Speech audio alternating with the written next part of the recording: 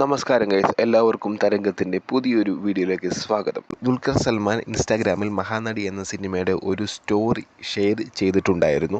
Mahanati റിലീസായത് May 9, 2018.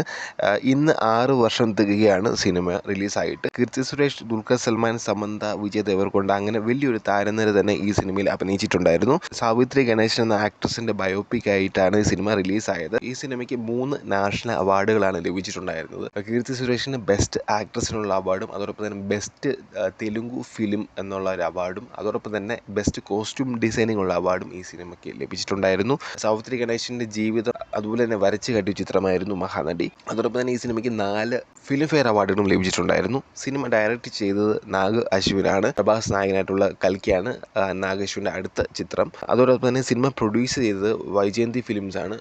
Sita Ramam പോലുള്ള ചിത്രങ്ങളൊക്കെ produce ചെയ്തത് പ്രൊഡക്ഷൻ കമ്പനിയായിരുന്നു വൈജയന്തി ഫിലിംസ്. 2018 25 കോടിക്ക് നിർമ്മിച്ച ചിത്രം 88 കോടി രൂപയായിരുന്നു ബോക്സ് ഓഫീസ് കളക്ഷൻ നേടിയത്.